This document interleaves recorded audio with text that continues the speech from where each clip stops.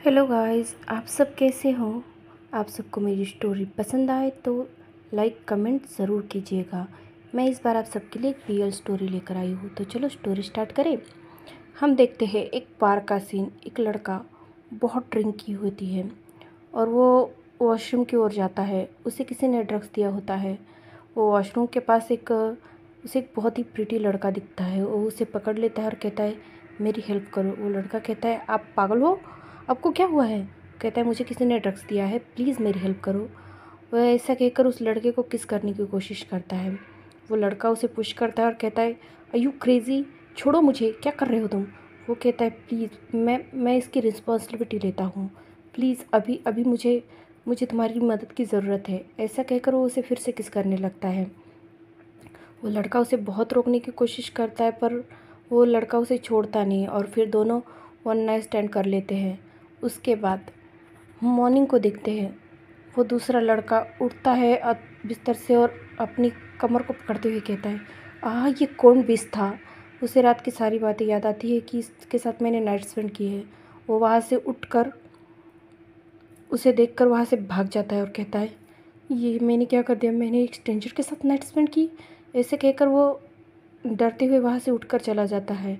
उसने विंग को बहुत अच्छे से देखा होता है और वहाँ से चला जाता है। वो मन में सोचता है, मैं फिर से कभी इस बीच से नहीं मिलूँगा। ये कितना बुरा है, मुझे चलने के लायक नहीं छोड़ा। वो ऐसे अपनी टेढ़ी मेढ़ी चाल से चलते हुए होटल से बाहर आता है और अपने घर के लिए निकल जाता है। शिफ्ट होता है और हम उसके घर पे देखते हैं। उसके घर पे आते ही उसकी आंट उसे एक थप्पड़ मारते हुए कहती है, तू कहाँ था कल रात को। ऐसे कहकर उसे थप्पड़ लगाती है। वो लड़का कहता है, हाँ आंट, मैं काम पर गया था। बट उसकी आंट कहती है, क्या काम पर गए थे, फुल नाइट वहाँ काम कर रही थी क्या। तुम्हारे मैनेजर ने बताया कि तुम वहाँ पर नहीं थे, तो बताओ तुम कहाँ अपना मुंह काला कर कर आए। ऐसे कर कर वो उसकी इंसल्ट कर रही होती है। उसके भाई और अंकल उससे समझा रहे होते हैं, मॉम अभी ये क्या कर रही है, वो कहाँ जाएगा, वो काम पे ही होगा। उसकी मॉम कहती, मैंने इसके मैनेजर को कॉल किया था, ये लेट नाइट तक घर नहीं आया तो इसके मैनेजर ने कहा कि ये किसी वाइल्ड मैन के साथ चला गया। ऐसे कहकर वो उसकी इंसल्ट करने लगती है। उसके अंकल उसके पास आते हैं और कहते हैं, वांगजी, तो क्या तुम किसी के साथ गए थे। वो बताता है, हाँ अंकल, एक ड्रंक इंसान मिला था, तो मैंने बस उसे उसके घर छोड़कर अपने दोस्त के यहाँ गया था। ऐसे कहकर तो उसकी आंट उसका गला पकड़ते हुए कहती है, अच्छा तू अपने दोस्त के यहाँ गया था, तो ये तेरे गर्दन पे ये निशान कैसे है, ये कैसे मार्क है तेरे गर्दन पे। ऐसे कहकर उसको गुस्सा करती है और उसको बहुत ही गुस्से में देख रही होती है। सीन शिफ्ट होता है और हम दूसरी तरफ देखते हैं। उसी बेडरूम में, उस होटल के बेडरूम में, वो लड़का अपनी आंखें खोलता है और कहता है, अपने सर को पकड़कर उठकर बैठ जाता है और सोच रहा होता है। मैं फिर उसे याद आता है कि उसने कल रात किसी के साथ नाइट स्पेंड की और उसका चेहरा उसे याद नहीं आ रहा होता है। वो अपने सर को पकड़ के कहता है, वो कौन था। तभी उसे वहाँ वांगजी का आईडी कार्ड मिलता है। वो आईडी कार्ड देखकर कहता है, वांगजी, लान वांगजी। ऐसा कहकर वो कुछ सोचता है और तभी उसका मैनेजर कमरे में आता है और कहता है, बॉस आप ठीक हो। वो ऐसा कहकर अपने बॉस को देख रहा होता है, तो वो कहता है, बॉस ने कल किसी के साथ नो स्पेंड की है। वो अपने मन में ही ये कह रहा होता है। उसका बॉस कहता है, हाँ तो। उसका बॉस कहता है, इस लड़के के बारे में पता करो, ये कौन है, कहाँ से है और किस फैमिली से बिलोंग करता है। ऐसे कहकर वो उसकी तरफ वो आईडी कार्ड फेंकता है। उसका मैनेजर कहता है, सच में इसको ये चाहिए। ऐसा कहकर वो ऑकवर्ड फेस बनाता है। तो उसका बॉस कहता है, क्या, जाओ जाकर ढूंढो इसे, ये कौन है। ऐसा कहकर वो ऑर्डर देता है और अपने बिस्तर से उठकर वॉशरूम के लिए चला जाता है।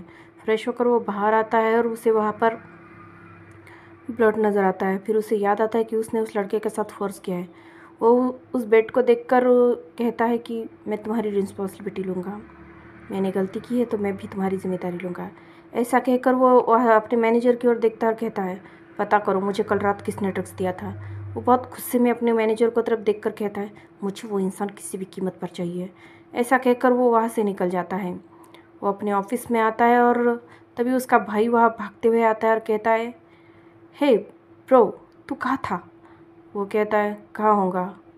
वो कहता है, रात को तुझे किसी ने ड्रग्स दिया था क्या। वो कहता है, ऐसा क्यों कह रहा है। वो कहता है, तेरे नेक में ये लव बाइट का निशान ऐसे तो किसी के पास नहीं जाएगा। ऑब्वियसली बात है, तुझे किसी ने ड्रग्स दिया होगा तभी तूने किसी के साथ नाइट स्पेंड की। तो विंग अपनी आह भरते हुए कहता है हाँ, किसी स्ट्रेंजर बॉय के साथ।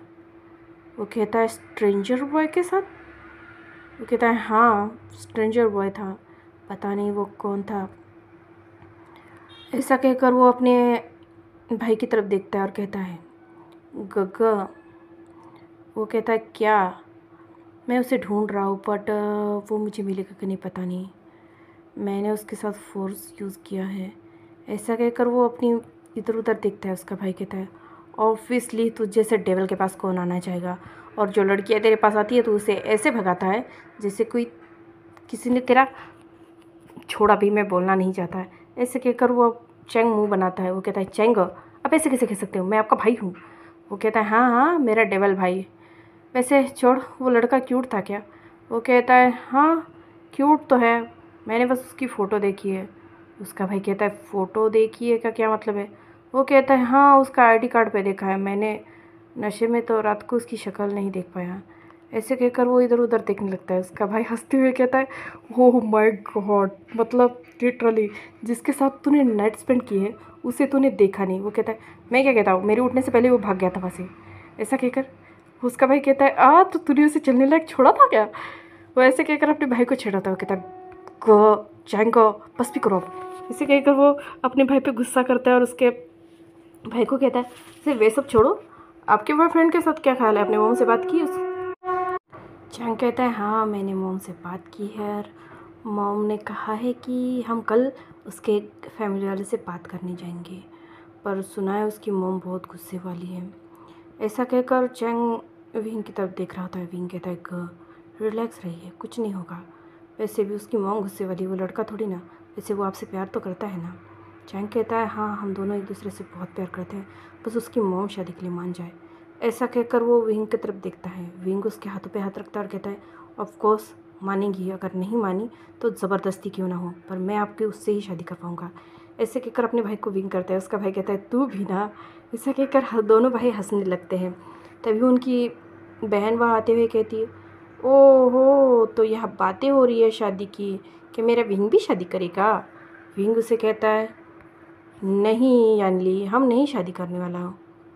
वो कहती वीग, आपको शादी कर लेनी चाहिए, वैसे भी आपकी उम्र हो रही है, क्या बुढ़े होने के बाद शादी करोगे? वी कहता है करूँगा, पर मैं किसी को ढूंढ रहा हूँ। ऐसा कह ही रहा होता है तभी पीछे से मैनेजर आकर यानली के पीछे से मैनेजर आता है और कहता है सर वो उस लड़के के बारे में पता करवा लिया है मैंने।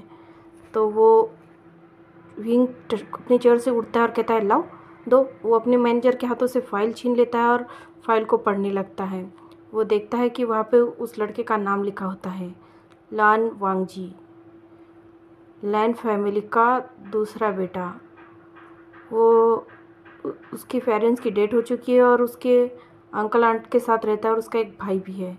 जैसे ही वो लैन फैमिली का नाम सुनता है, चैंग कहता है लैन फैमिली, ये तो मेरे बॉयफ्रेंड का भाई है। ऐसे कहकर वो अपने भाई की ओर देखता है। वो कहता है तुम्हारे बॉयफ्रेंड का भाई? वो कहता है हाँ, ये मेरे बॉयफ्रेंड का भाई है, लान वांगजी। हाँ, चीचन इससे बहुत प्यार करता है। ऐसे कहकर वो अपने भाई की ओर देखता है। तो आज रात हम तेरे भी रिश्ते की बात करें? तभी मैनेजर बताता है सर, इसकी आंट इसे बिल्कुल पसंद नहीं करती और इसके अंकल अपनी वाइफ से कुछ कह भी नहीं पाते, बल्कि इसकी आंट इसे पार्ट टाइम जॉब भी करने के लिए कहती हैं और घर के सारे काम भी। ऐसे कहकर वो बता रहा होता है।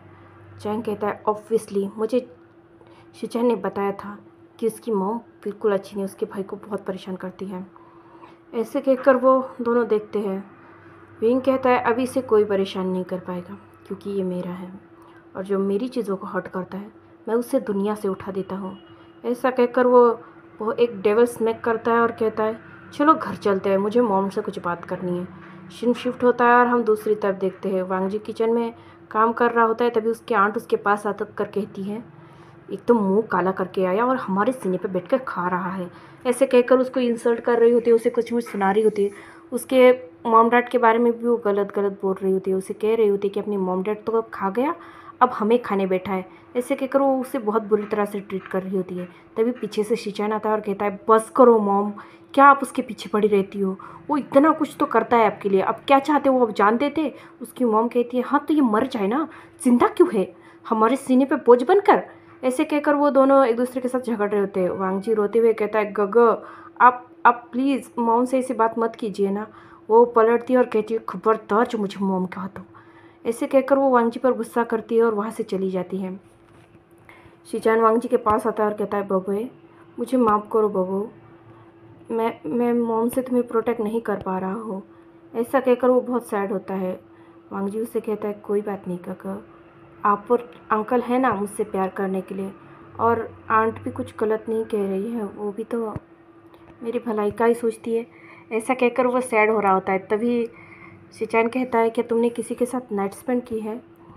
वांगजी कहता है, वो रात को ना कोई ड्रंक तो मेरी ऐसे कहकर वो हकलाते हुए अपने भाई को सब बता देता है और रो रहा होता है। उसका भाई कहता है, डोंट वरी, मैं तुम्हारे साथ हूँ, मैं तुम्हें हमेशा सपोर्ट करूँगा। ऐसे कहकर वो अपने भाई को कंसोल करता है और उसे कहता है कि लो, मैं भी तुम्हारी काम करने में हेल्प करता हूँ। दोनों भाई वहाँ किचन का सारा काम निपटा कर वांगजी को शिचान कहता है, जाओ तुम अपने कमरे में जाकर आराम करो, वैसे भी कल मॉर्निंग को गेस्ट आने वाले हैं।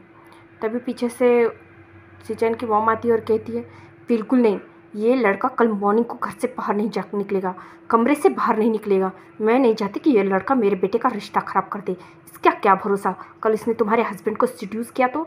ऐसे कहकर वो वांगजी की तरफ देख रहा होता है, उसे धमकी दे रही होती है, खबरदार जो कल तुम अपने कमरे से बाहर भी निकले तो। वांगजी अपने आंखों में आंसू लेकर कहता है, ओके मम्मा, मैं नहीं आऊँगा। ऐसे कहकर वो वहाँ से भागते हुए अपने कमरे में चला जाता है। ना वो डिनर करता है ना कुछ, ऐसे ही सो जाता है। नेक्स्ट सीन में हम देखते हैं विहिंग घर आता है और अपनी मॉम से कहता है, मामा मुझे आपसे कुछ बात करनी है। मैडम यू उसकी तरफ देखकर कहती है, क्या हुआ बेटा, बोलो। वो कहता है कि गगा के बॉयफ्रेंड के छोटे भाई से मुझे शादी करनी है। ये सुनते ही मैडम यू उसकी तरफ शॉक कर देखती है और जियांग फे में अभी सोफे से उठकर खड़े हो जाते हैं और कहते हैं, क्या? ऐसे कहकर वो दोनों ही मुंह खोलकर उसकी तरफ देख रहे होते हैं। विंग कहता है, क्या का क्या मतलब है, मैंने सिंपल ही तो कहा कि मुझे चैंग के बॉयफ्रेंड के भाई से शादी करनी है। उसकी मॉम कहती है, विंग तुम क्या कह रहे हो, क्या तुम उसे पसंद करते हो? विंग कहता है, हाँ। उसकी मॉम कहती है, तुम उससे कब मिले?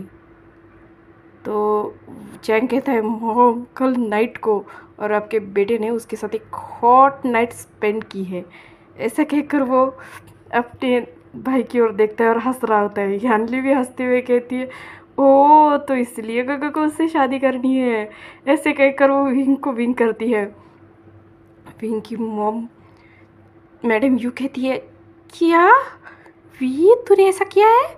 विंग कहता है, मॉम वो मुझे किसी ने रात को ड्रग्स दिया था, तो मैंने उसे प्रॉमिस किया कि मैं उसकी रिस्पॉन्सिबिलिटी लूँगा। उसकी मॉम कहती है, तो तू उससे शादी करेगा? वो कहता है, हाँ, क्योंकि उसे मैंने छुआ है तो अब वो मेरा है। ऐसे कहकर वो अपनी मॉम की तरफ देखता है। उसकी मॉम कहती है, वाह, मेरे बेटे को एक ही फैमिली पे के 2 भाई पसंद आए हैं। चलो ठीक है, मैंने सोचा था तुम में से एक तो लड़की लाएगा घर में। वो कहता है, क्या फ़र्क पड़ता है मॉम, लड़किया या लड़का, हमें शादी तो कर रहे हैं ना।